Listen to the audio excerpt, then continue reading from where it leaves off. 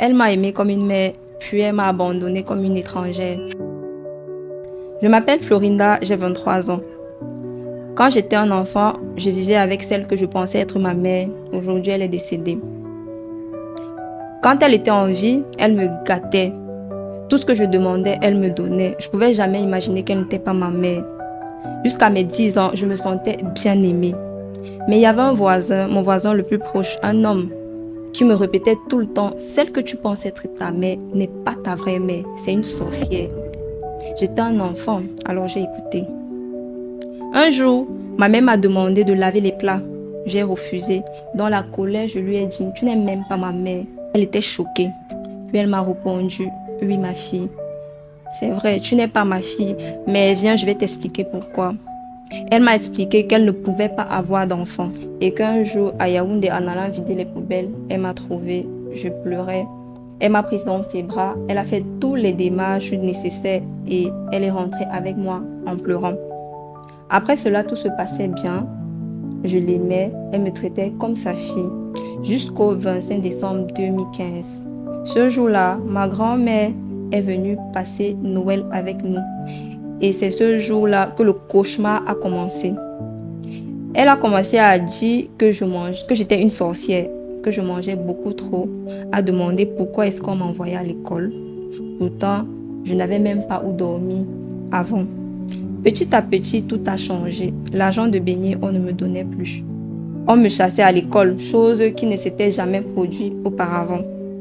Je ne pouvais plus parler à ma mère. Je ne pouvais plus rien dire.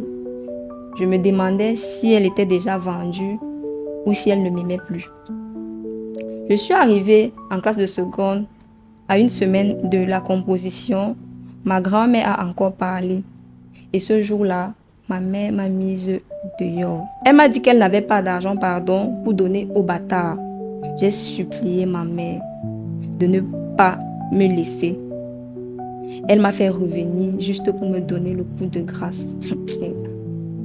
Je suis restée à l'école. Je ne mangeais plus. Je ne rentrais plus à la maison. Pendant ce temps, ma grand-mère a commencé à me flatter. Je voyais bien son jeu venir. Juste le temps qu'on finisse sa maison au village. Le jour où la maison a été terminée, ma mère m'a montré 2 passeports. Elle m'a dit que nous irions au Canada. J'étais tellement heureuse. Je pensais même que je rêvais, sans savoir que c'était un mensonge. Un matin, elle m'a dit, arrange tes affaires, on part aujourd'hui. J'étais très surprise. Dans la nuit, un camion est venu vider la maison. J'ai vu ma mère entrer, ma grand-mère aussi. Elles ont fermé la porte. Ma mère m'a simplement dit, va vivre ta vie. C'est quand même incroyable. Ah. Je lui ai demandé où je partais, comment je devais commencer. Elles sont parties. Je suis restée là avec mes affaires, comme une femme qu'on vient de chasser de son foyer. J'ai même pas le mot. Tu sais, ma puce, ton histoire m'a beaucoup touchée. Je ne sais même pas ce que j'aurais fait si j'étais à ta place. Ton histoire est une trahison profonde.